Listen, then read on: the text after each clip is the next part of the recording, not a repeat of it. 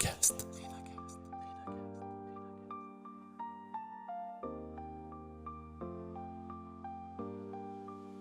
Mon papa m'explique qu'il est quelqu'un qui est assez dur et il me dit: «Écoute, la vie, ça ne sera pas toujours facile, il faut une rigueur, il faut être organisé». Dès l'âge de 14 ans, j'ai appris à me débrouiller. Je me suis pas limitée à me dire: «C'est pas possible». Un réseau, c'est pas de l'opportunisme, en fait. Pour moi, c'est de l'humain, c'est du travail. Et si un simple déclic pouvait changer toute votre vie? Bienvenue sur Renacast, le podcast qui explore ce moment clé où tout bascule, où l'envie de créer prend le dessus sur la peur de l'inconnu. Ici, des entrepreneurs, des audacieux, des visionnaires partagent avec vous leur histoire, leurs doutes, leurs succès, et surtout, ce qui les a poussés à tout quitter pour entreprendre. Une idée qui vous trotte en tête, un projet que vous n'osez pas lancer, chaque épisode est là pour vous inspirer et peut-être déclencher votre propre déclic. Abonnez-vous dès maintenant sur votre application de podcast préférée et embarquez avec nous dans l'aventure. En 2000, elle est au sommet du Galibert et 4e cycliste mondiale. En 2001, c'est le trou noir, coma, double fracture, carrière brisée. Pour tout le monde, c'était la fin. Pour Séverine Debouy, ce n'est que le début. Alors comment transforme-t-on un lit d'hôpital en tremplin vers un business international en remplaçant la rage de vaincre par la rage de vivre? Bonjour Séverine et bienvenue dans ton épisode de Renacast. Bonjour à toi, merci beaucoup de m'accueillir.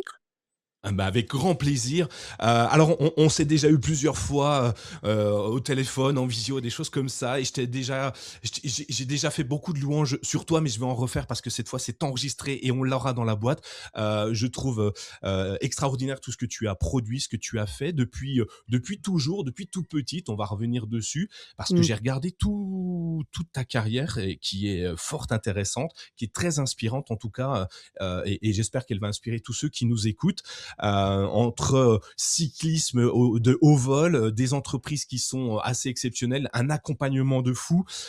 Moi, maintenant, je te connais, je sais qui tu es, en tout cas, ce que tu laisses paraître sur les réseaux, à la télé, etc., etc.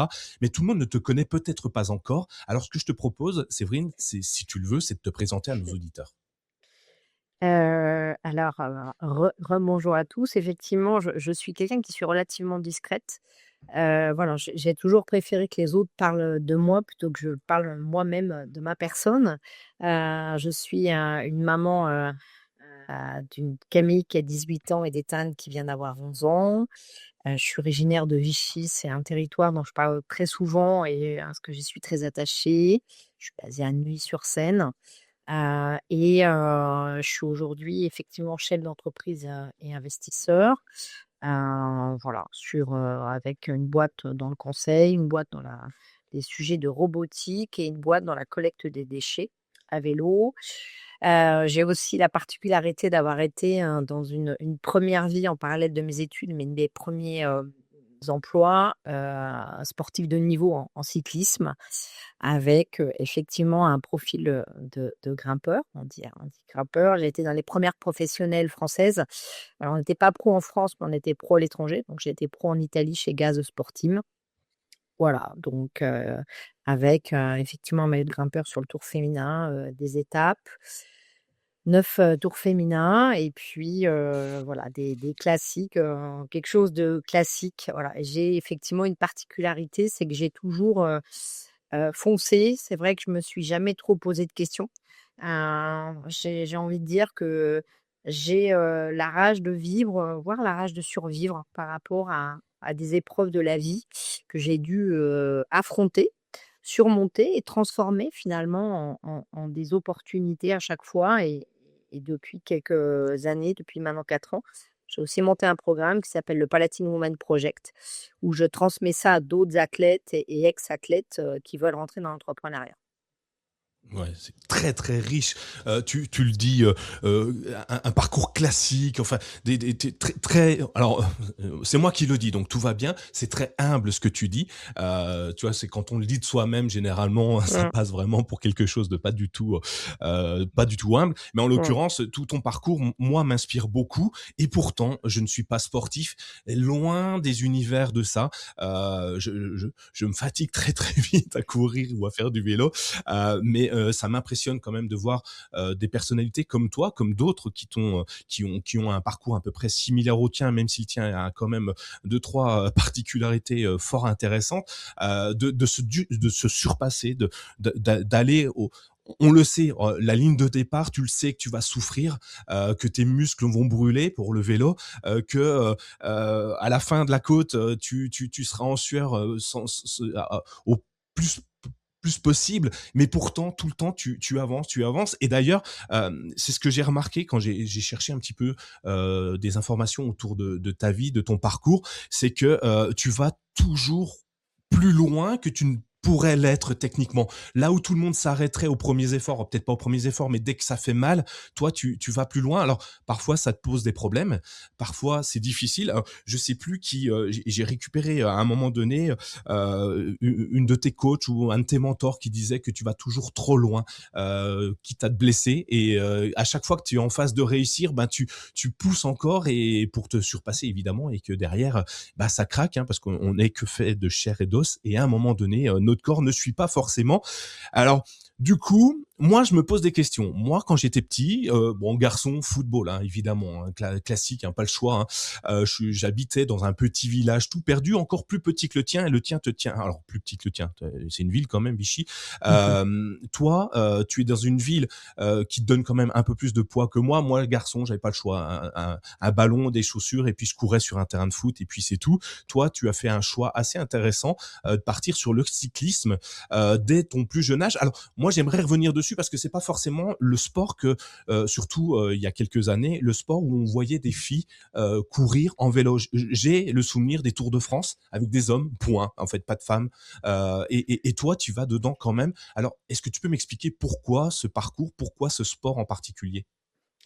Alors, bah, c'est tout simple. En fait, c'est vrai que je me suis plongée, j'étais quelqu'un d'assez timide, plus jeune, voire, très introverti et c'est vrai que mes parents, j'aimais pas l'école et au travers par contre, mes parents se sont rendus compte assez rapidement que j'avais des capacités, dans le sport. Je faisais les dès le CE2 où il y a l'AS en fait, je faisais des crosses et j'ai gagné plusieurs titres et donc voilà, on m'a inscrit à un petit peu du tennis, du handball, du basket, du foot et puis, en fait à l'âge de 12 ans, je pouvais plus jouer au foot avec les garçons, je suis la seule fille avec des garçons. Je jouais au club de La Palisse et mon papa, me propose de faire du vélo. Alors, effectivement, lui était dans le vélo en étant speaker dans le vélo et je lui dis: «Écoute, pourquoi pas?» Voilà, donc je me retrouve avec un cadre MBK Bordeaux, je m'en souviens encore et puis, par contre, il me dit: «Tu feras pas de compétition tout de suite, tu dois apprendre ce qu'est le vélo» et donc j'apprends ce sport. Il me fait deux trois circuits et je dois me débrouiller, seule jusqu'au jour où j'en ai marre parce que je trouve ça dur, on est seul, c'est compliqué et puis, je m'arrête à la gare, et j'attends en fait que le temps passe, je rentre à fond, je mouille mes affaires et se passe comme ça, un petit peu plus d'un mois jusqu'à ce qu'un jour le chef de gare avertisse mon père et donc parce que j'étais quand même un petit peu connue de par mes résultats sportifs et donc mon papa m'emmène faire un tour en me disant: «Bon, bah, dans 2 mois, on fait des courses» et là, je suis assez stressée, mais je tiens la barre, en fait, je dis rien et puis je me retrouve effectivement, à devoir me justifier parce que je suis pas en forme, parce que c'est compliqué et mon papa m'explique, qu'il est quelqu'un qui est assez dur hein, et il me dit: «Écoute, la vie, ça sera pas toujours facile, il faut une rigueur, il faut être organisé et si tu tu pas cette discipline-là, tu pourras pas avancer». Et je sais que c'est compliqué, mais on n'est pas issu de grandes villes, on n'est pas d'un milieu socio-professionnel, CSP+, et je pense vraiment que le sport est une clé pour toi, pour, t'insérer dans l'école et peut-être dans un travail, en fait. Et donc, bon, je bougonne et puis finalement je m'y accroche et puis, quelques mois après, je commence les compétitions et je gagne, rapidement. J'intègre l'équipe de France, junior et puis ma carrière se lance comme ça, en fait. Voilà comment je suis venue, au vélo avec cette anecdote, du vélo et de mes débuts. Ouais, c'est assez impressionnant déjà la force que tu as, le foot, enfin tous des sports, beaucoup de sports, tu remportes des trophées, des compétitions déjà.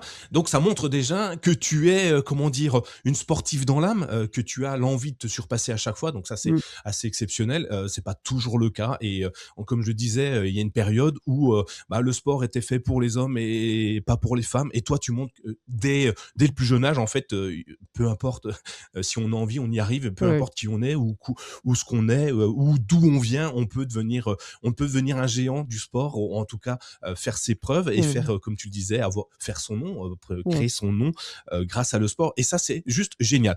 Moi, le vélo, du coup, je me suis renseigné parce que j'y connais pas grand-chose en vélo. Oui, il y a des roues, il mmh. y a plein de choses, mais j'y connais pas plus que ça. Et du coup, je me suis renseigné et je me suis aperçu que ça coûtait quand même pas mal d'argent de faire du vélo. Alors moi, je pensais qu'un vélo, c'était pas très cher, mais un vélo pro, c'est pas donné. Ouais. Toi, comment tu fais avant d'intégrer un club? Tu devais, parce que pour intégrer un club, il faut déjà faire ses preuves, j'imagine. Il faut déjà être repéré, donc il faut déjà avoir gagné Mmh. quelques compètes. Mais avant d'intégrer le club, il faut investir, il faut aller chercher, il faut le payer son vélo. Est-ce que tu avais à cet âge-là déjà de l'argent de côté pour te payer ton vélo ou tes parents, eux, se sont dit bon bah nous on a confiance en toi, on sait que tu vas y arriver et on va commencer à déclencher les premiers euros, les premiers francs à l'époque pour t'accompagner dans le succès? Alors mes parents n'avaient pas forcément les moyens, donc ce 1er vélo, qui a coûté 500 francs, parce qu'on n'était pas encore à l'euro et en fait, je pense que c'est aussi pour ça que mes parents et mon père a souhaité que dans un premier temps, vraiment je m'entraîne pour bien maîtriser, la gestuelle, mon vélo, les crevaisons et cetera et en fait, m'a expliqué que dans ce sport-là, on avait des primes. Mes parents n'avaient pas les moyens de me donner de l'argent de poche et donc j'ai vu ce côté-là, ben, assez gratifiant, et en me disant: «Bah, je vais m'autofinancer», en fait. L'idée, c'est que, si j'arrive assez rapidement à réussir, je pourrais être détectée, je pourrais avoir des bourses et en fait, c'est ce qui s'est passé. C'est-à-dire qu'au bout, d'un an et demi, donc j'avais le club, qui était, le CCQC, qui s'appelle l'ACQC maintenant avec la famille, Dupré et on avait les maillots, on avait les tenues, mais on nous déplaçait. Mais en même temps, dès que tu souhaitais partir sur l'international, en équipe de France, il fallait avoir ce côté en plus. Donc ce que j'ai fait, c'est que je me suis débrouillée. J'ai regardé, il y avait pas encore, tu pouvais pas avoir d'ordinateur portable et puis mes parents n'avaient pas les moyens et ce que j'ai fait, c'est que j'ai monté moi-même un dossier. J'ai été regarder, je me suis renseignée, je me suis, voilà, je faisais des découpages, je prenais mes photos, avec, la toile de Séverine Debouy. Donc j'avais remarqué que les kinés pouvaient être remboursés, donc j'avais sollicité mes parents pour aller me faire masser une fois par semaine, j'avais, organisé au niveau des partenaires, voilà, au niveau, j'ai envoyé des dossiers pour les pédales, des dossiers pour les casques, je suis allée voir la mairie, je suis et en fait, c'est ce qui fait aussi, ce que certains disent en rigolant bien souvent, débrouille, c'est la règle des 3D, démerde, débrouille, débouille et voilà donc dès l'âge de 14 ans, ben, j'ai appris à me débrouiller. Je me suis pas limitée à me dire: «C'est pas possible». Je me suis pas limitée à me dire, «Bah, je suis coincée dans une petite ville», alors que les autres filles en équipe de France, viennent de plus grandes villes et voilà quoi et c'est ce qui fait aussi ce que je suis. C'est-à-dire que, heu, je vois pas le côté négatif. Chaque jour et chaque jour dans ces moments-là, c'était comme ça, jusqu'au jour où j'ai souhaité partir en sport-études, et là aussi, c'est une anecdote que je raconte de temps en temps, mais je suis rentrée au Crédit Agricole, et j'ai demandé à faire un prêt parce que je voulais partir en sport-études, je voulais avoir les mêmes moyens que les autres, je voulais les mêmes conditions et en fait, la banquière a appelé mes parents en me disant: «Il y a Séverine qui est là» et on m'a dit: «Mais c'est pas possible Séverine, ça va pas marcher en fait» et là, c'est mes grands-parents qui ont dit: «Écoute, si tu veux, on t'aide pendant un an jusqu'à ce que tu décroches une bourse en fait» et c'est ce qui s'est passé. J'ai pas lâché. Mes grands-parents, m'ont aidée pendant, 1 an. Je suis partie en sport-études à Saint-Amand-Montrond. Le truc, c'est que comme d'habitude, je fais toujours un peu des faux départs. Alors moi maintenant, parce que je suis beaucoup plus mature et que j'ai de l'expérience, mais au bout d'un mois et demi, je suis tombée malade. Donc je suis restée hospitalisée un mois et demi. Et donc, il me restait plus que me qualifier pour les championnats d'Europe espoir pour être sûre de garder ma bourse. Et c'est ce qui s'est passé. Donc, tu vois, ce côté débrouillarde, ce côté ne pas se mettre de frein, ce côté oser. Mais j'ai osé parce que j'avais envie, comme les jeunes dans les quartiers ou certaines personnes dans le monde rural, j'avais envie d'avoir les mêmes choses que les autres parce que quand je regardais la télé, je voyais Michael Jackson, Super Jamie ou Carl Lewis, qui étaient trois figures américaines, qui étaient voilà, ce côté anglo-saxon. Je me disais, ben, pourquoi dans ce pays tout est possible et pourquoi tout est limité sinon. Et voilà, donc et je suis toujours comme ça avec peut-être plus d'expérience, plus de sagesse aujourd'hui, parce que je suis aussi maman, donc on apprend la sagesse aussi avec le temps. Mais tout ça, ça me sert beaucoup pour aider les autres, en fait, notamment sur ce que j'évoquais, le programme ou même, quand je prends des jeunes que je forme, je suis très attachée à leur raconter ça, à le partager, en fait. Ouais, et c'est hyper important, hyper intéressant ce que tu dis. Tu le dis de façon très simple, très rapidement, mais alors, t'avais quel âge à ce moment-là? 15, 16 ans? J'ai 15 ans, 15 ans. j'avais 15 ans, 15 ans. ouais. À 15 ans, tu démarches les banques, ou une banque en l'occurrence, mais il y avait peut-être que celle-là où tu étais, mais tu démarches une banque pour aller chercher un crédit. Tu montres que la débrouillardise à l'époque, mais même aujourd'hui, fonctionne toujours. Et j'ai enregistré, alors je sais plus qui me l'a dit dans un des épisodes de Renacast, parfois quand on n'a pas de moyens, c'est là qu'on surpasse le plus. C'est là Mmh, que notre mmh, créativité est mmh, décuplée et qu'on va chercher le meilleur de nous. Et tu le montres bien, toi. Tu fais, oh, je t'imagine en train de découper des photos de toi pour mettre sur des posters, de choses comme ça, d'aller voir le kiné, comme tu le dis, mais qui y aurait pensé mmh, à ce moment-là? mmh. Bah toi, tout simplement. Moi, je sais pas si j'y aurais pensé, mais en tout cas, c'est génial. Tu vas chercher à 15 ans déjà la maturité nécessaire pour te dire, OK, pour y arriver, qu'est-ce que j'ai besoin? Et étape par étape, tu vas chercher, tu pousses jusqu'au bout. Tu as de la chance, tes grands-parents peuvent t'aider, mais ils t'ont aidé parce qu'ils ont vu la force que tu avais à y arriver, et c'est génial.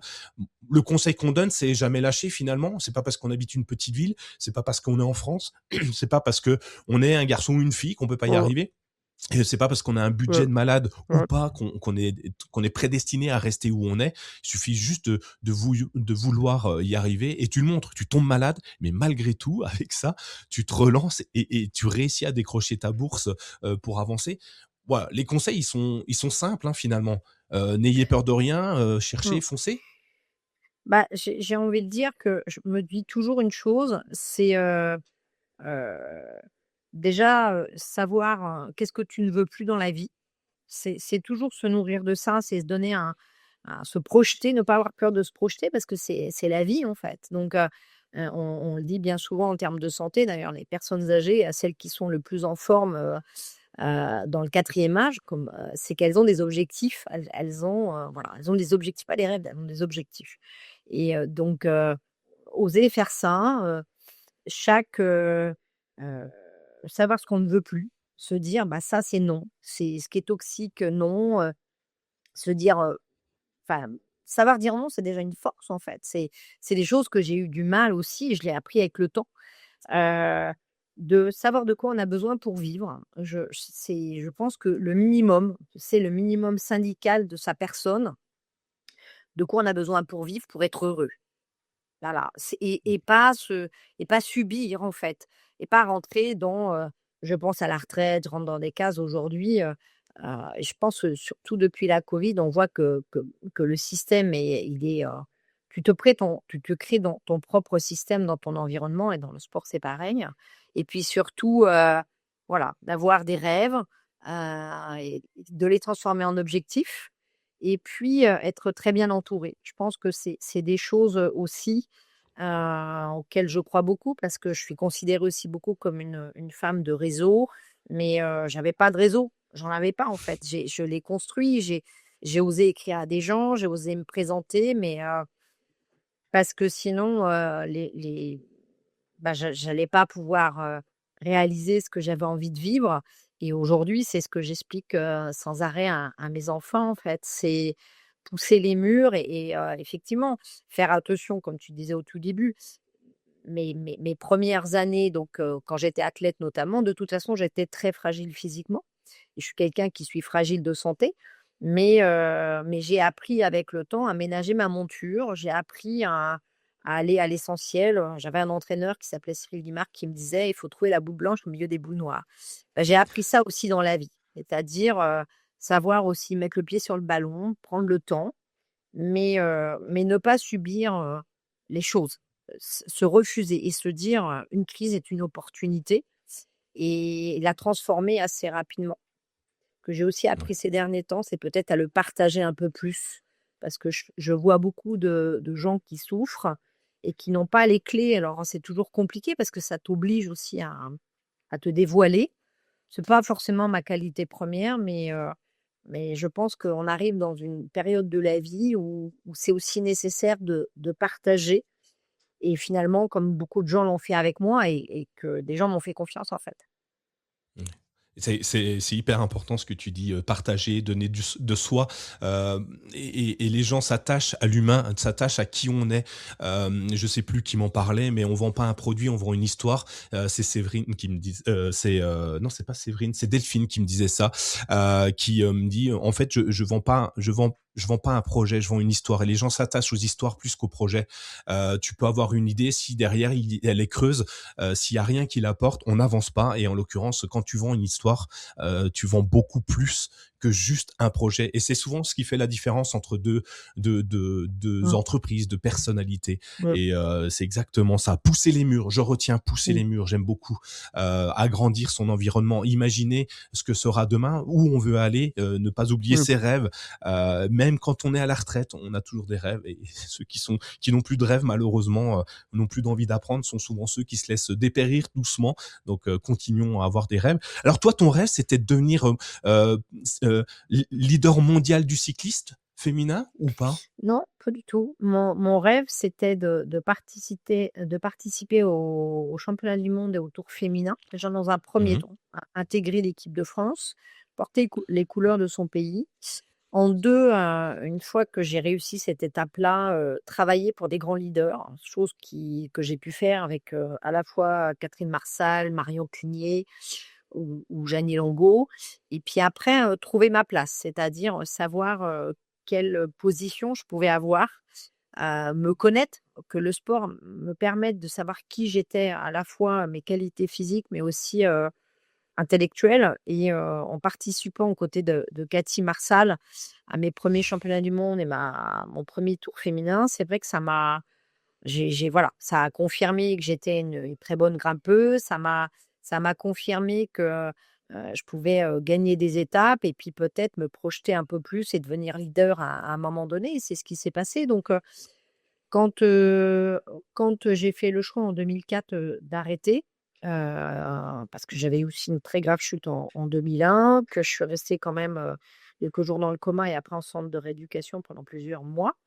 Voilà, tu vois, j'ai considéré que je pouvais pas, enfin, je ne souhaitais pas pousser plus que ça et pour le coup, tu vois, c'est là où j'ai commencé aussi, je pense, à être raisonnable. Ça m'a servi parce que, on en parle beaucoup depuis les Jeux, mais on parle beaucoup du capital santé, du capital mental. J'étais devenue une femme, j'étais plus une athlète et il était hors de question d'aller trop loin, justement, sur le plan physique, quoi. Donc voilà. Donc, du coup, tu es au sommet, tu t'arrêtes, suite à un accident, gravissime. Comment ça se passe à ce moment-là? Parce que l'accident, c'est quoi? 2001, tu t'arrêtes ta carrière C'est 2001, définitivement en 2003-2004, c'est ça? ouais, Heu, 2004. En fait, c'est simple, je rejoins Gaz Sportive, donc j'avais l'opportunité à la fin de l'année 2000 de rejoindre cette équipe qui était la numéro 1 mondiale, qui avait quand même plus d'1,5 million de budget, ce qui est, un un budget qui est encore très important au jour d'aujourd'hui. Comme je t'évoquais au tout début, ça faisait partie des premières équipes pro à l'étranger. Tu avais quand même une quinzaine d'équipes et tu avais pas en France, mais tu en avais à l'étranger. Donc les meilleures françaises souvent s'exportaient et ça a été mon cas et Guimard à l'époque était assez réticent, enfin il comprenait mon souhait, j'avais envie, voilà, tu vois? Le fait de pousser les murs.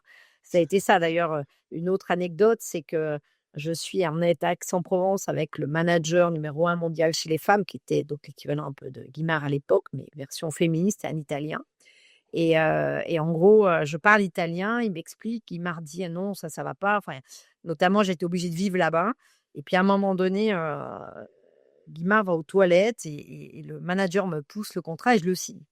Et quand Guimard revient, j'avais signé en fait et il me dit: «Mais là, tu as fait une erreur». C'est et il a eu raison et ça me sert très souvent encore dans la vie parce que, je me suis retrouvée à vivre en Italie, à très peu pouvoir rentrer et j'avais pas le même équilibre. On était 12 nationalités et je m'ennuyais en fait. C'était intellectuellement, moi j'avais besoin vraiment de m'enrichir, et là j'étais avec, une majeure partie d'athlètes qui vraiment, s'intéressaient pas aux bouquins, l'étudiaient pas, si ce n'est, la Finlandaise Pia Sundstedt qui est devenue ma l'une de mes meilleures amies aussi dans la vie.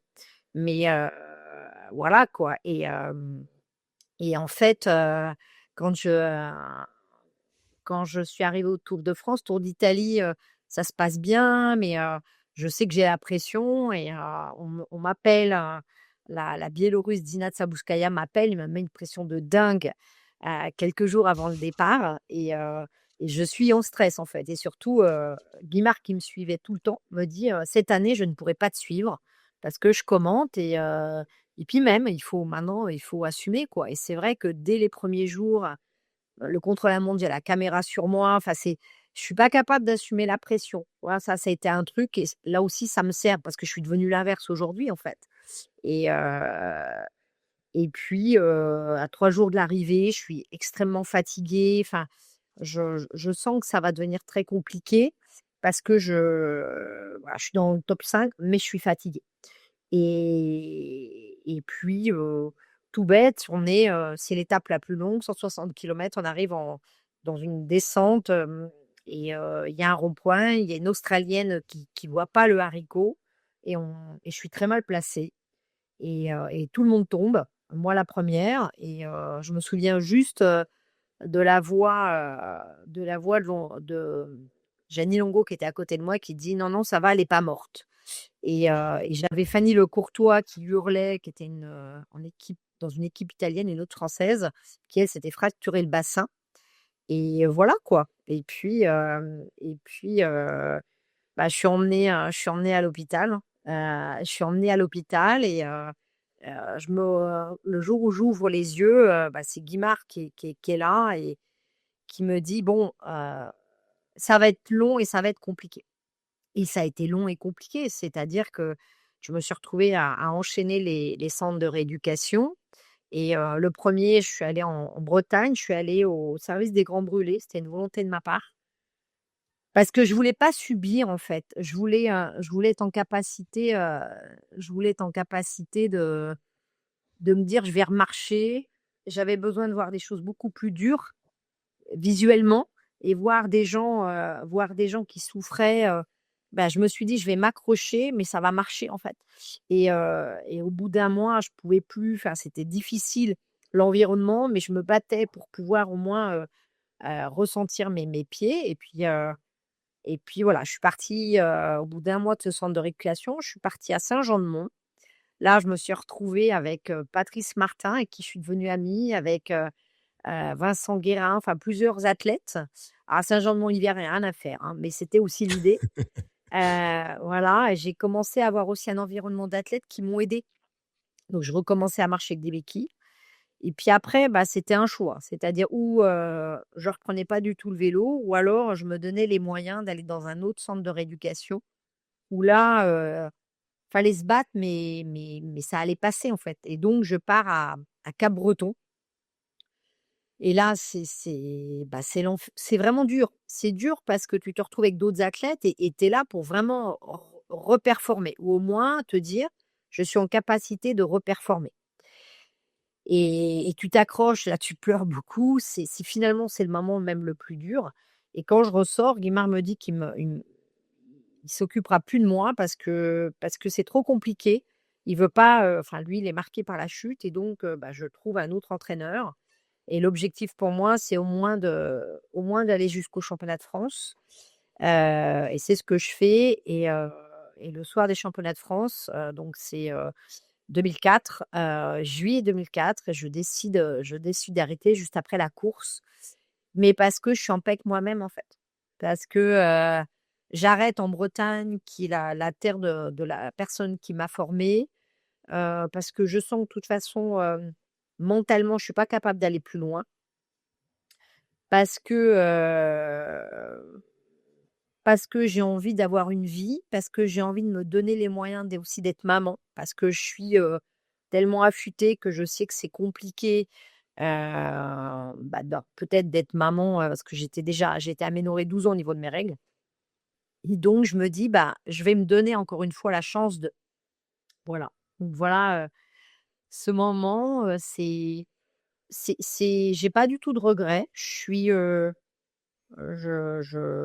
suis fière de la carrière. Je suis contente d'avoir arrêté à ce moment-là parce que et si c'était à refaire, je pense que je referais pareil, en fait.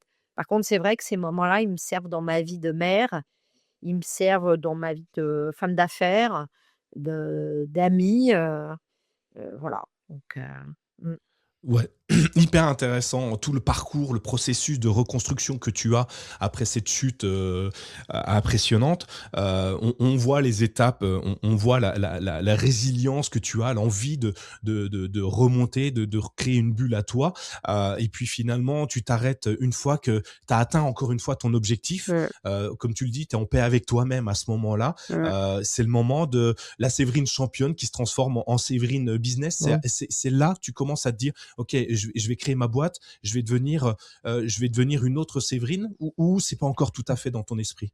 Alors, quand je suis athlète, parce que quand j'ai quitté le sport-études, je suis revenue chez mes parents. J'avais 18 ans et j'ai compris que bon, j'étais partie un peu, avec, je veux partir», sauf que, revenir et puis rester à la maison, je ne sais pas ce que je veux faire, en fait.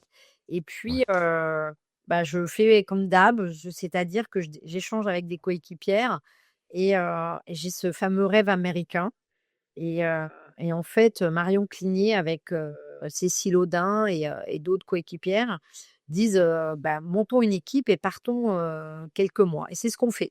On part avec un tout petit peu d'argent chacune. L'objectif, c'est on court là-bas Mmh. c'est effectivement, on vide nos prix. C'est ce qu'on fait et encore une fois, je me donne les moyens, je vais à l'inconnu, mais j'y vais en groupe, donc c'est toujours plus facile quand tu es en groupe et quand je reviens, j'arrête, le vélo, j'ai 19 ans et je me dis: «Bon, je vais prendre du temps pour moi». Donc je sors, moi qui n'étais jamais sortie, enfin je prends du temps pour moi, je fais plus de vélo et puis j'appelle l'entraîneur national et je fais ça pendant 2 mois. Mais je me dis à un moment donné, l'argent que j'avais de côté redescend et là, je me mets à distribuer les journaux la nuit et comme je suis timide, je me dis: le journal que je distribue, je vais faire du porte-à-porte». On me suggère ça et je l'accepte et en même temps, je mets mes études au CNED. Voilà, je trouve un petit appartement dans un fond de cour, que je retape avec des amis et j'apprends la vie, en fait. Tu as 19 ans et tu dois te débrouiller, en fait. Et puis au bout d'un moment, c'est assez fatigant malgré tout. Donc je rappelle l'entraîneur national et c'est là que je me dis en même temps, je vais pas pouvoir faire, voilà, je vais pas pouvoir faire ça toute ma vie. Qu'est-ce que j'ai véritablement envie de faire? Et je lisais, l'équipe de temps en temps et j'avais vu que dans les pages du lundi, tu pouvais, intégrer les écoles de commerce avec ton statut de haut niveau, mais fallait passer des concours. Et donc je fais ça, je décide de faire ça et j'intègre Kedge à Marseille. J'ai plusieurs, possibilités, mais je prends Marseille parce que j'avais très peu vu la mer. Ça peut paraître surprenant, mais j'avais dû voir une fois la mer avant, et heu et j'avais envie de ça, en fait. J'avais envie de me mettre dans des conditions, le soleil, la mer et je me suis dit: «Si j'arrive à réussir à Marseille, j'arriverai à passer partout». J'ai dit: «Marseille est une terre d'accueil et j'ai envie de ça, en fait. J'ai envie de me donner cette occasion» et donc en parallèle de ma carrière, je fais ça. Je fais mon stage de fin d'études à Rennes. Voilà, je travaille dans l'audit et là, je vois que c'est aussi des choses qui me plaisent. Mais pareil, c'est pas encore le moment où je suis pro et je décide, je m'étais rendu compte que beaucoup d'athlètes avaient des conventions d'insertion professionnelle. Donc pareil, je me fais expliquer les choses, je me renseigne et je monte mon petit dossier comme une grande et avec, là, l'ordinateur et je vais faire, le porte-à-porte, le maire de Marseille, le département, la région, la Comcom et jusqu'à ce que, je me retrouve à Marseille, et face à Gaudin, il me dit: «Vous avez 3 minutes» et donc et je lâche pas et je lui propose ce dossier des sportifs de haut niveau, heu, qui peut accompagner et former. Donc il y a à l'époque, Laurence Fischer, Pascal Gentil, je les connais même pas en fait, je les ai mis dans ma liste et je suis rappelée, 15 jours après, il me dit: «Je sais pas ce que vous avez dit au maire, mais c'est d'accord». Et le directeur des services, il me dit: «On va faire ça». Et donc moi je lui dis: «Mais moi j'ai une particularité, je ne veux pas travailler dans le sport. Je veux vraiment» aux États-Unis, ce que j'ai vu, c'est qu'un athlète est formé, il a vraiment une plus-value, donc je veux m'intégrer. Moi je viens d'un sport où finalement on circule dans la ville et j'ai envie de quelque chose en lien avec la vie. Et donc il me dit: «Très bien» et c'est là que j'intègre la direction générale du développement économique avec, Xavier Gioganti et qui me met, sur le dossier de Remède 1. Donc j'ai un bureau, j'ai une secrétaire, enfin ça me fait drôle parce que je dois apprendre à travailler avec la machine à café, le timing de tout le monde. Donc là, c'est très particulier parce que je me retrouve quasiment avec un blâme au bout de 2 mois parce que je travaille trop vite. Je Ah mince. perturbe les équipes. Donc finalement, tu apprends aussi à travailler en équipe et puis sur le plan culturel.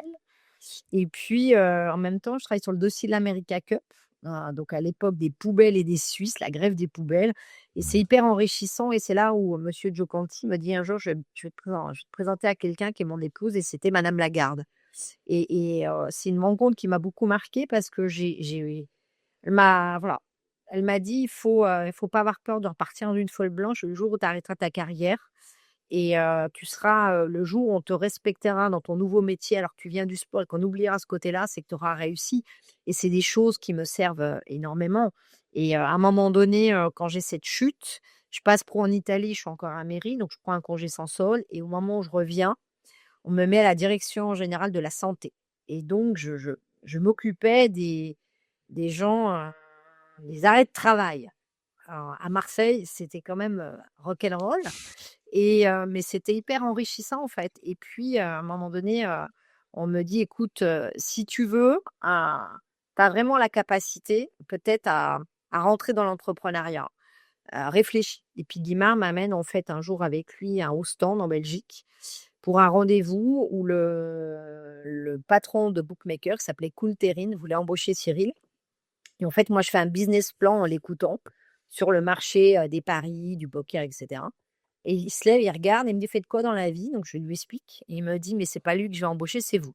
Par contre, j'embauche pas les Français, hein, parce que l'URSSAF, tout ça, c'est pas possible» et je lui dis: «Mais moi, je veux pas monter ma boîte» et puis il me challenge, en fait, sur la France, l'économie et je rentre à Paris et je lui dis: «Vous me laissez combien de temps?» Il me dit: 24 heures» et finalement, j'échange avec Cyril, j'échange avec l'environnement, PMU, Française des Jeux et je me dis: «Mais voilà, je demande si je peux pas travailler pour la Française des Jeux ou PMU parce que je vois le contexte économique et je comprends que c'est compliqué, que c'est un peu, l'arrivée de ces marques-là étrangères et ce marché reste avec un monopole d'État, reste très compliqué et moi je me dis: «C'est pas possible» parce que c'est un moyen aussi pour nous, athlètes demain, d'être aidés, pour le sport français économiquement, mais il y a des règles.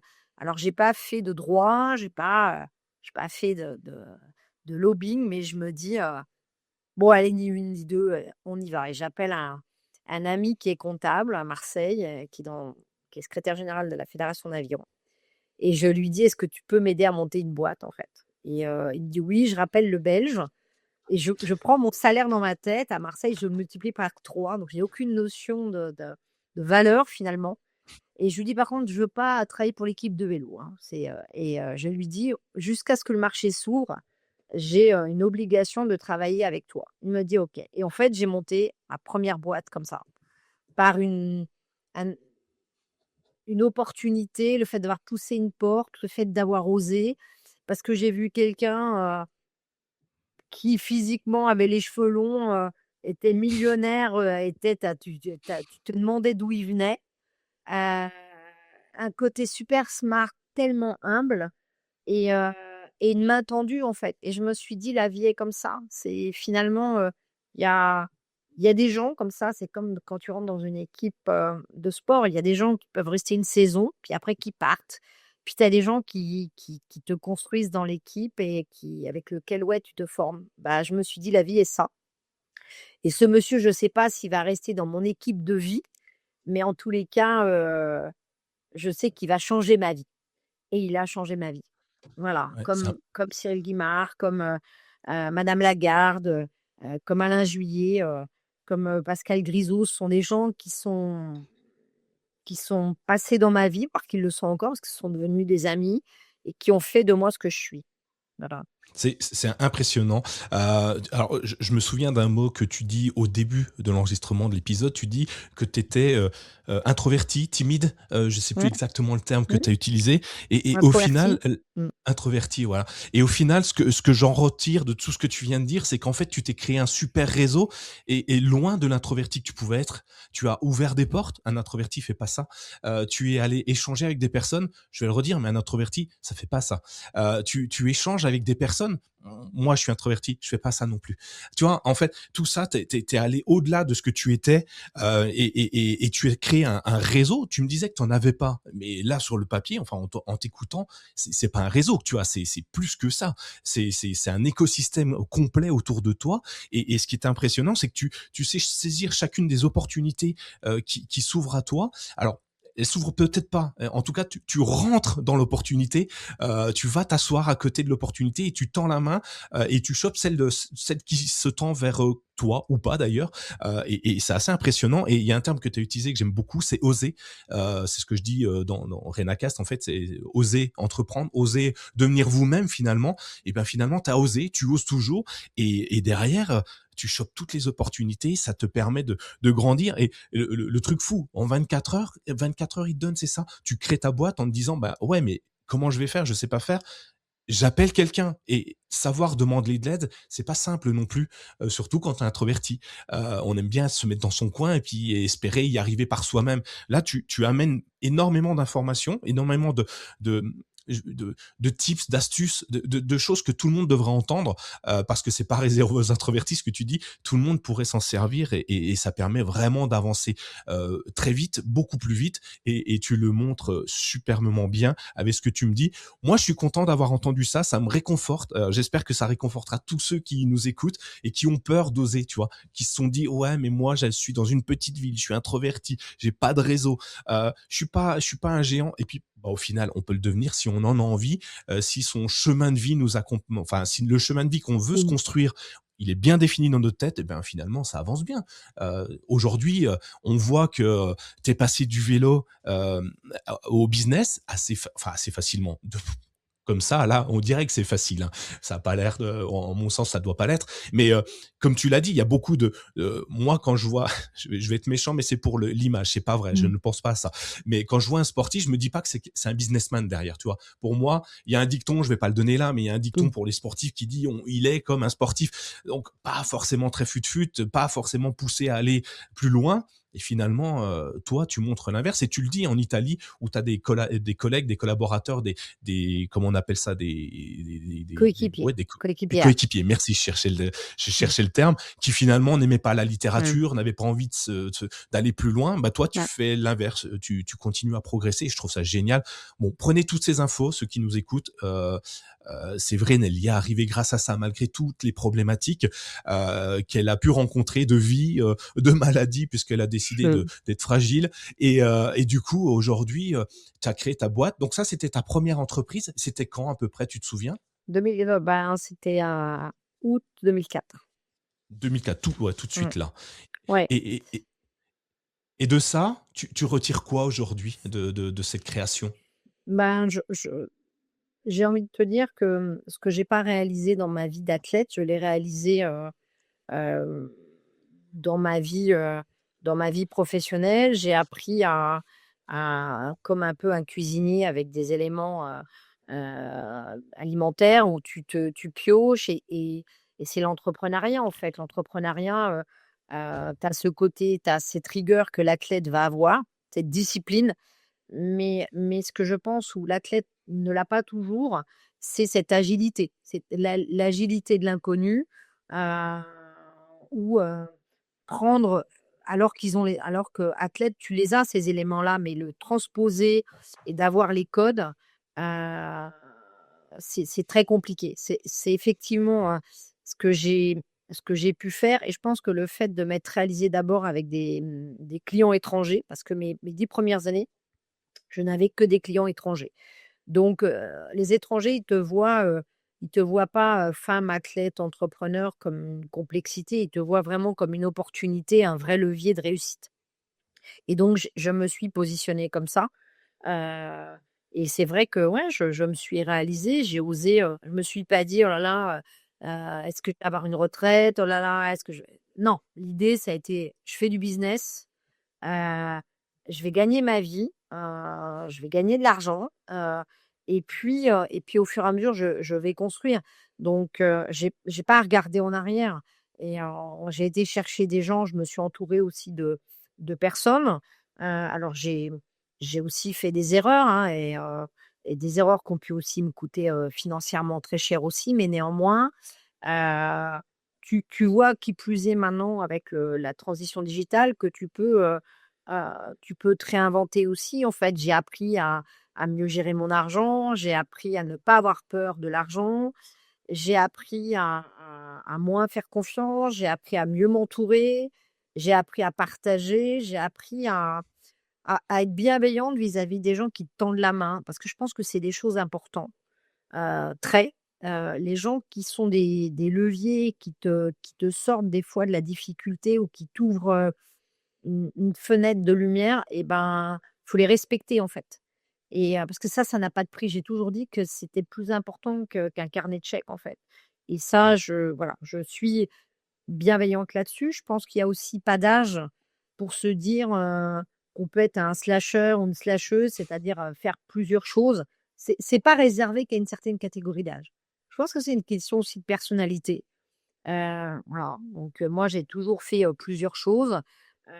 C'est pas, avant on te disait: «Oh là là, ah tu te disperses». Et puis finalement on te dit, «Waouh, si tu sais le pitcher, tu sais le structurer, quand tu te présentes, bah, c'est encore une fois, c'est un vrai levier», donc et c'est prendre aussi le temps de ça, de savoir qui on est, de se présenter. Moi, j'ai dans entre guillemets «des astuces» que j'ai toujours eu en tête, c'est de me dire: «Quel que soit, ce qui m'arrivera financièrement», donc je te disais au tout début, savoir de quoi j'ai besoin pour vivre, notamment pour mes enfants, parce que j'élève en plus maintenant seule mes enfants, hein. Je suis passée par le côté, maman solo, il y a pas très longtemps, et je suis assez à l'aise aussi pour en parler, mais j'ai perdu le papa de mon fils, et il me sur quoi faire un massage cardiaque. Donc ça aussi, ça te bouleverse dans ta vie, mais ça te booste aussi pour faire encore plus attention à tes enfants, à ce que tu as, et te dire: «Bah, la vie, elle est précieuse, en fait». Voilà, donc tu passes de l'incompréhension à la colère, mais après il faut construire. Tu construis aussi pour tes enfants, et tout ce que j'ai évoqué, précédemment, c'est ce qui me sert. Alors oui, cette réussite, elle a été aussi, jalonnée d'échecs, mais qui ont été des leçons. C'est aussi, le fait d'être précis. C'est quelque chose que j'ai beaucoup retenu dans les gens qui m'ont appris et conseillé et accompagné. Il faut que ça soit précis.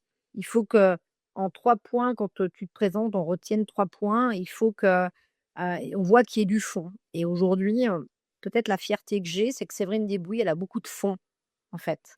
Elle a appris à mettre des formes, et elle a beaucoup de fond, et on peut pas vivre, dans cette société-là si à un moment donné, tu as pas du fond. Voilà, et Ouais. ça, c'est très important. Et comment alors, j'ai beaucoup d'infos, faudra que je réécoute après parce que tu m'as Mmh. donné plein de tips, plein de trucs. Comment tu fais pour être précise, justement? Est-ce que je dois faire une introspection sur moi-même, si tu me donnais ce truc-là, pour que je comprenne, tous les 3 points que tu m'as donnés, que je comprenne le fond, de Nicolas dans mon cas, mais ou de la personne que tu accompagnes? Est-ce que tu as des petits trucs, des petits leviers qu'on peut pousser facilement, pour, nous, créer notre pitch, assez facilement? Bah, j'ai envie de te dire, c'est déjà, c'est, qu'est-ce que tu veux en général? J'arrête pas de me répéter là-dessus, mais c'est, quelle est ma personnalité? Quels sont mes défauts, mes qualités?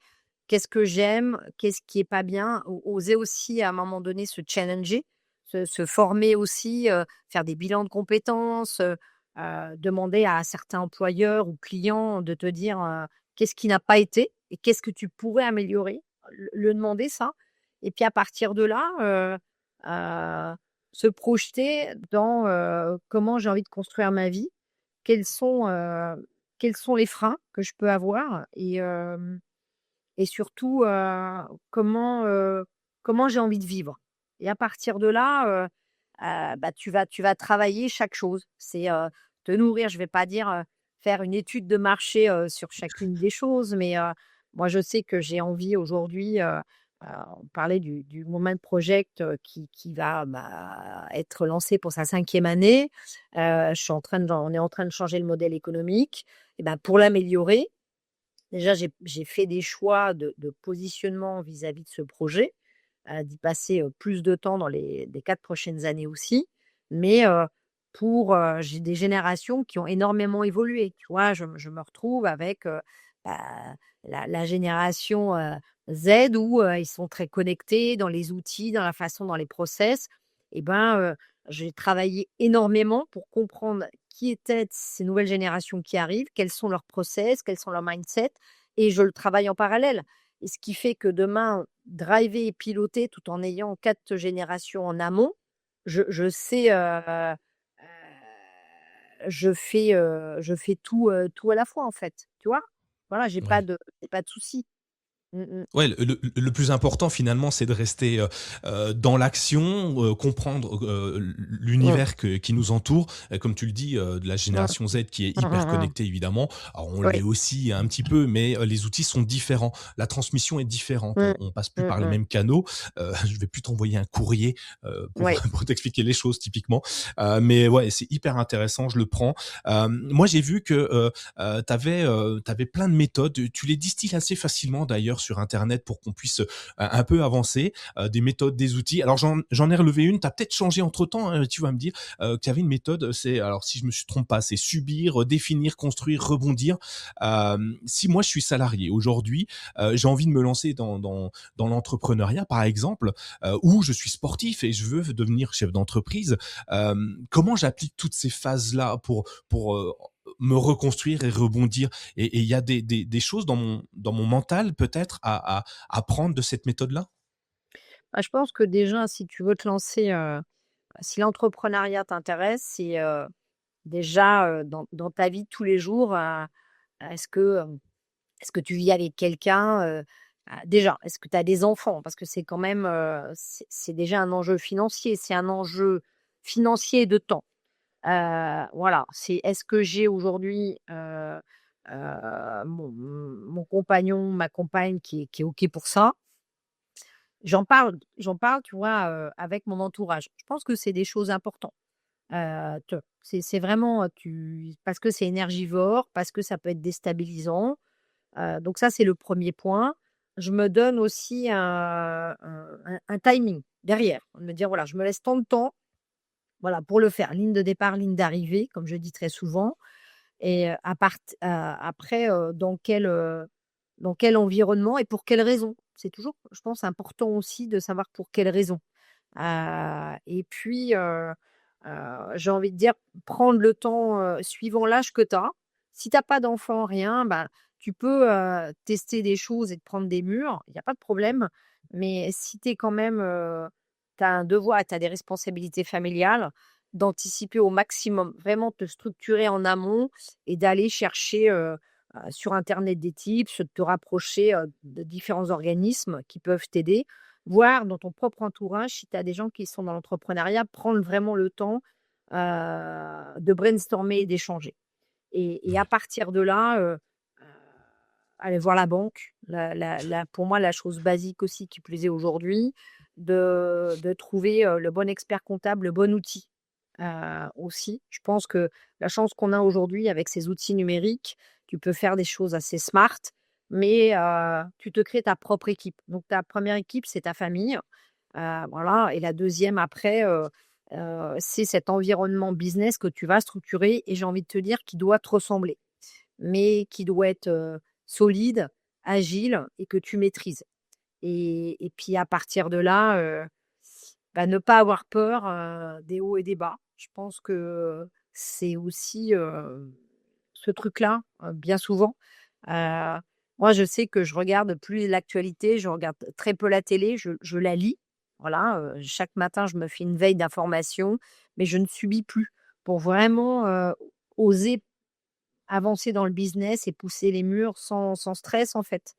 Voilà, parce que je me dis: «Avant de subir la vie des autres, je vais déjà, gérer la mienne». Je pense que c'est aussi ça aussi.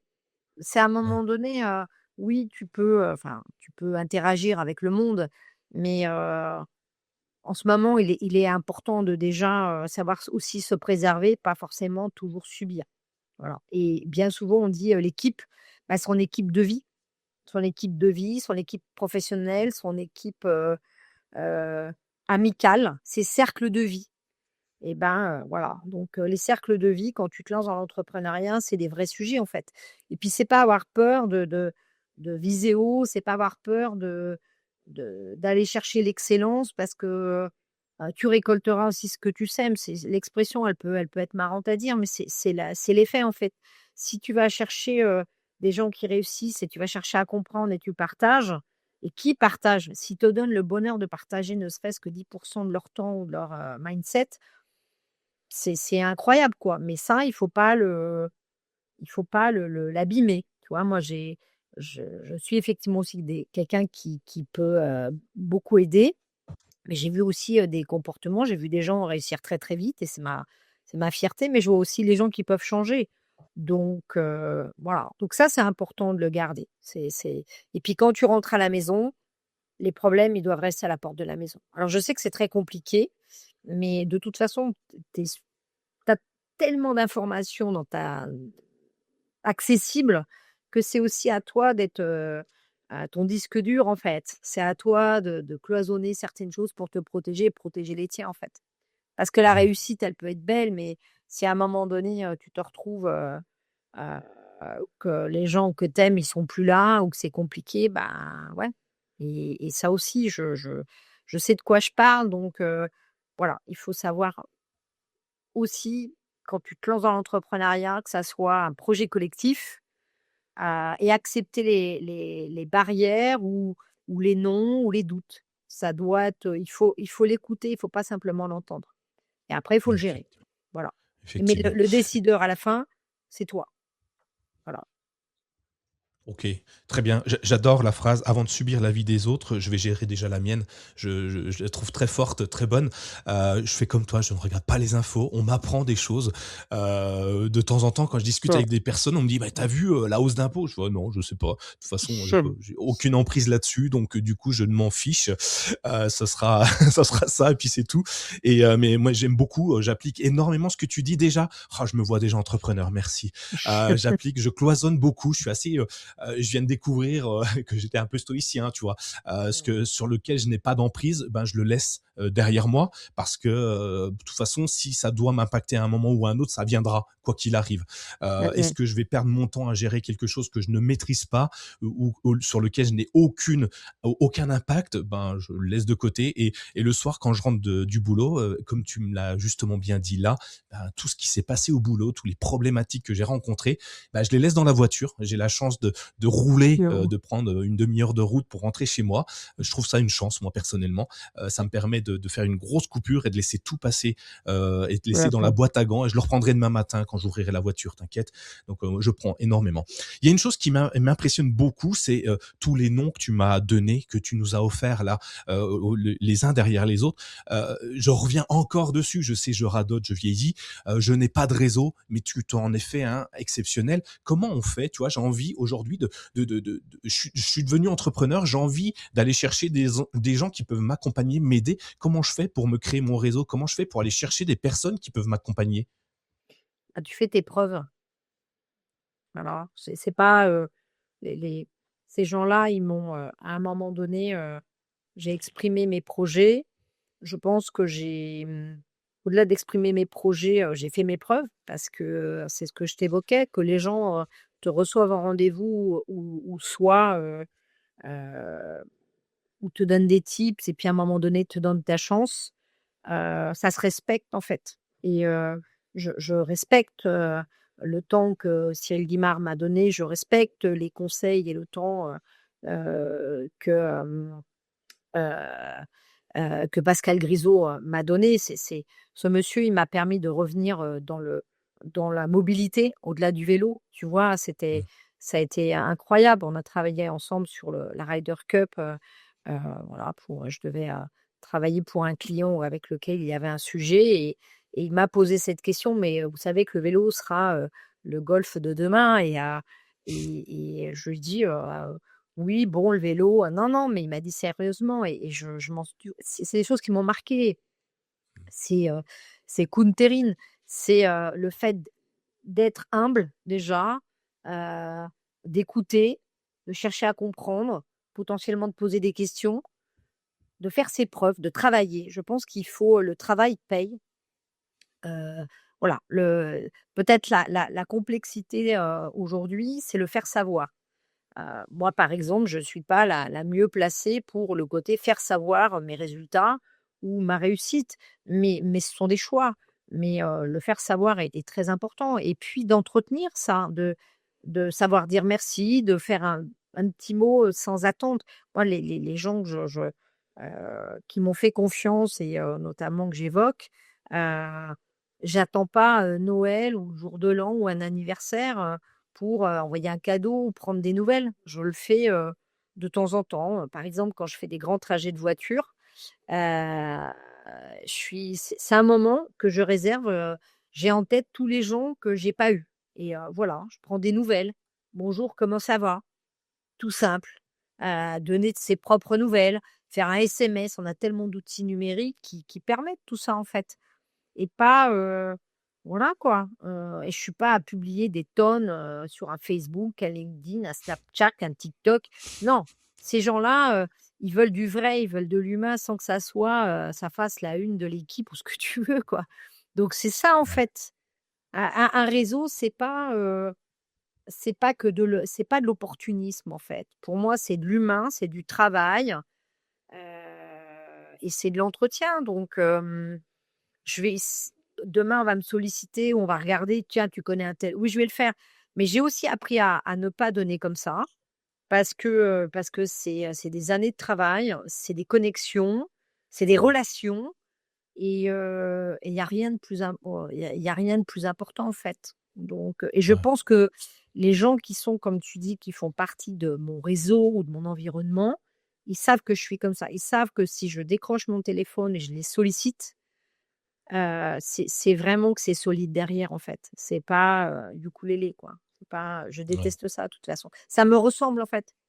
C'est un c'est peut-être un côté un peu, bougna, auvergnat solide, à la Michelin. Voilà.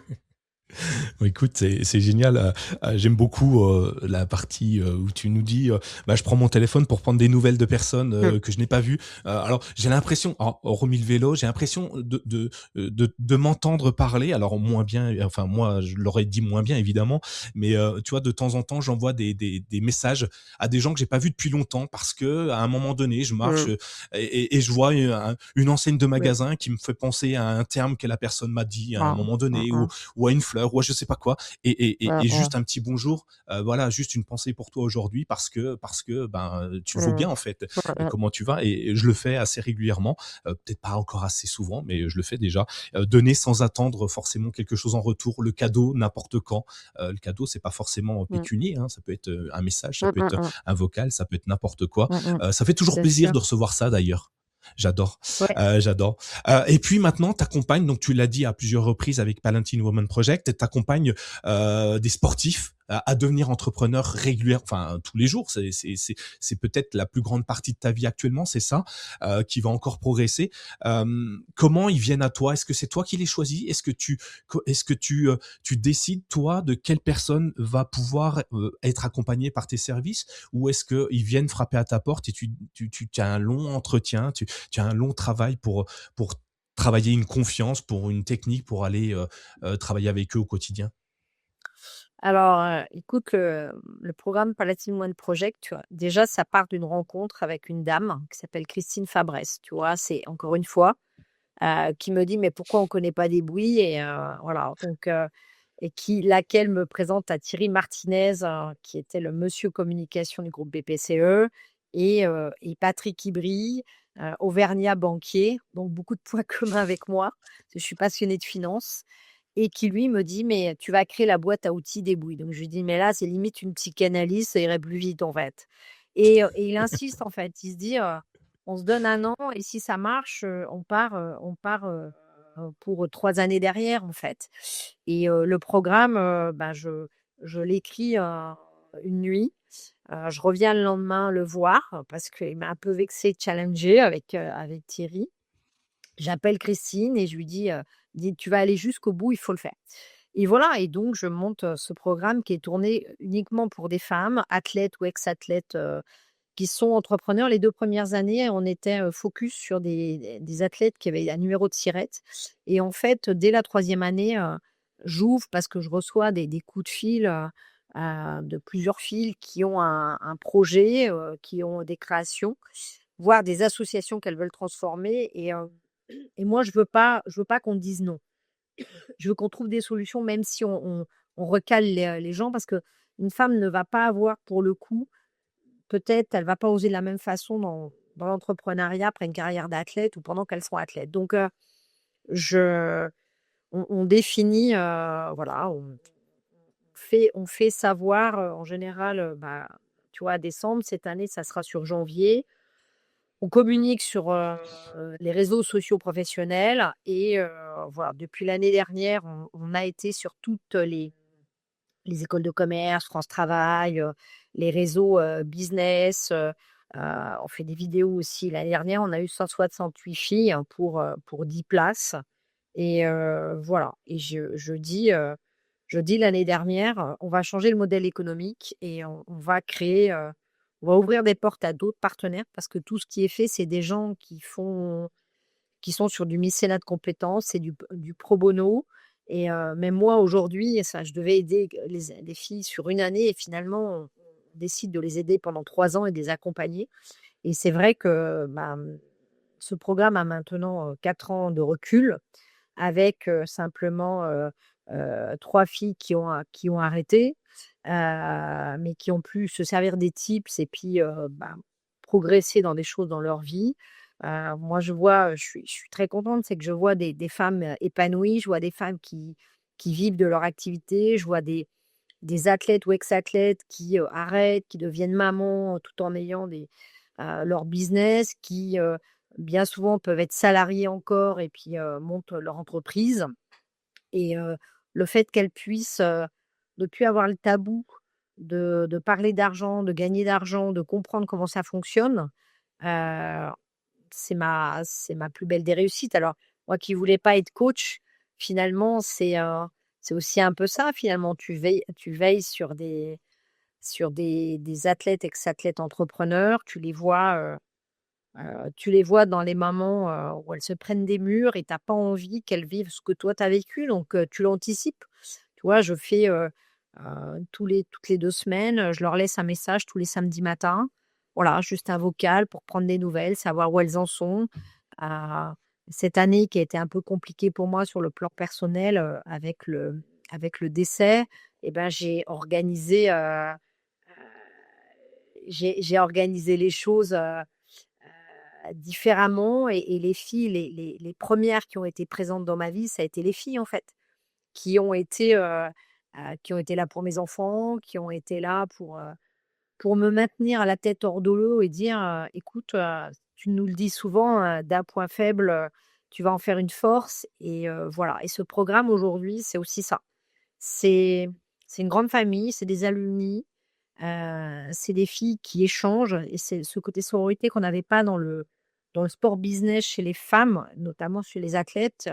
Je pense que c'est ça aujourd'hui et Jade que tu as eu et qui m'a amenée à être avec toi aujourd'hui, ben, elle en fait partie et j'espère, j'ai déjà j'ai déjà normalement les 10 sur le papier parce que j'ai énormément de demandes pour l'année prochaine, mais on va ouvrir et comme j'aime faire à chaque fois et ben, on sera obligé d'être limité à 10 mais j'aiderai les autres filles en attendant parce que il y a une fille l'année dernière que j'ai recalée et on j'avais pas le choix parce qu'on était un jury et c'est quelqu'un que j'ai accompagné toute l'année et je suis très contente parce que, elle a hyper performé et qu'on la prendra donc je suis contente de voir la réussite des autres, en fait. C'est tout simple, mais c'est important. C'est important de voir, les autres gagner et pas être jaloux de ça, au contraire, d'être dans la fierté, de se stimuler, en fait.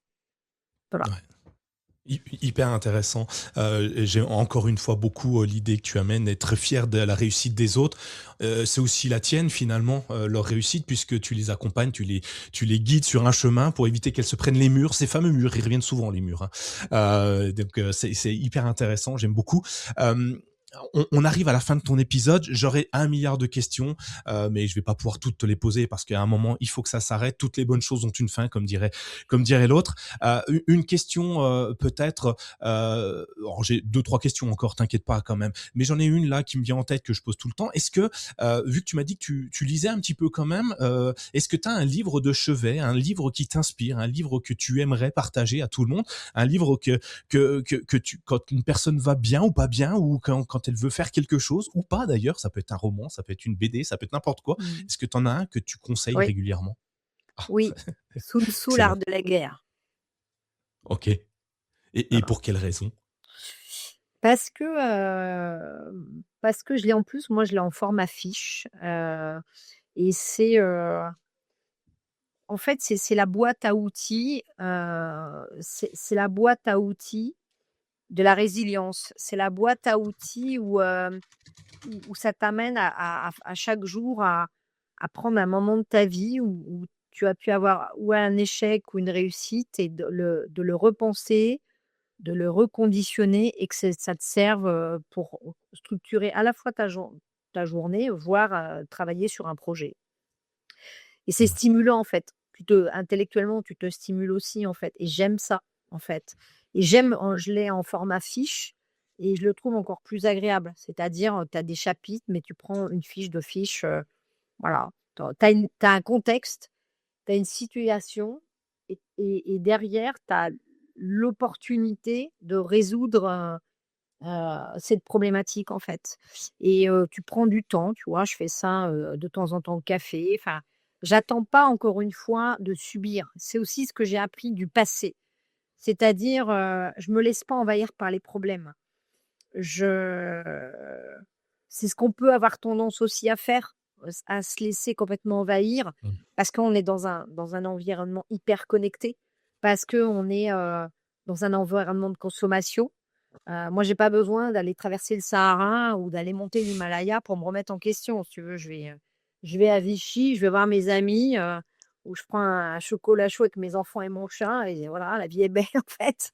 Encore une fois, il faut pas rentrer dans des trucs, faut qu'est-ce qui te fait du bien, en fait? Et ben, ça fait partie des choses qui me font du bien et je l'ai appris et je pense qu'avec le temps, je le comprends encore plus qu'avant, en fait.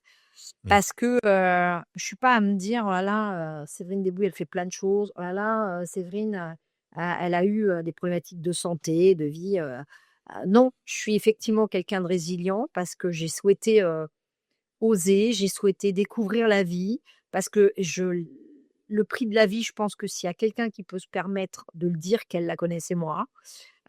Moi, ma personne, mes enfants, mon environnement et donc je dis, «OK, la santé mentale, la santé financière, très bien, mais déjà, qu'est-ce que tu ne veux plus? De quoi tu as envie pour vivre? Et c'est quoi ton kiff?» Voilà, c'est quoi? Et dans ce bouquin, tu vois, j'ai appris une chose, c'est que quel que soit mon âge, quel que soit mon niveau financier, j'ai toujours dans la tête deux trois coups sur, bon, bah, voilà, demain je perds tout, j'ai 70 ans, je fais quoi? J'ai 80 ans, je fais quoi? Tu vois, j'ai vécu un truc incroyable, il y a 2 jours.